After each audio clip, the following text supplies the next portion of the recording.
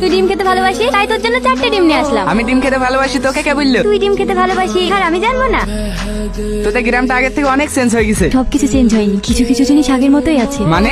ও কিছু না। রোহন, এখন কদিন থাকছো তো? না মামি, বিকালে চলে যাবো। না না, তোমার এখন যাওয়া হবে না, কালকে সাথীকে দেখতে আসবে। আমাকে দেখতে আসবে? হ্যাঁ। দেখিস বীর কথা শুনে মনে লজ্জা পেয়েছে। দুদিন পরে একটা ভালো দিন আছে, তাহলে ওই দিনটাই ফাইনাল করা যাক নাকি? হ্যাঁ, ওই দিনটাই করে। কি রে, যে সারাক্ষণ বকর বকর করে হঠাৎ সে আর চুপ হয়ে বসি? এমনি ভালো লাগছে না। কালকে তোর বিয়ে, মন খারাপ করলে হবে? কালকে আমার বিয়ে, তুই খুব খুশি তাই না? তো খুশি হবে না? তোর বিয়ে বলে কথা। রোহন, তুই কি কিচ্ছু বুঝতে পারিসনি? কি বুঝবো? কিছু না, সামনে তাকা। তুই কি একটু বুঝতে পারিসনি আমি তোকে কতটা ভালোবাসি? এই শাড়িটা দেখুন, এটা আমাদের দোকানের সব থেকে দামি শাড়ি। ভালো লাগছে না? তোর পছন্দ হয়েছে? আমার খুব ভালো লাগছে, আর তাছাড়া তুই বললে তোকে অনেক সুন্দর লাগবে। তাহলে এটাই নিয়ে নে। হ্যাঁ দাদা, এই শাড়িটা প্যাক করে দেন।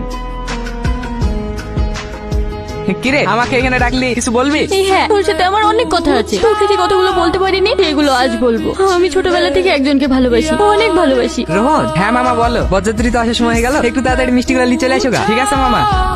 আমি তোকে ভালোবাসি রোহন। আমি তোকে বলবো বলবো ভেবে বলতে পারিনি। আজ আমার বিয়ে, আর যদি তোকে কথাগুলো বলতে না পারতাম তাহলে হয়তো আমার মনের কথা মনেই থেকে যেত। তুই আমাকে বিয়ে করতে পারবি রোহন?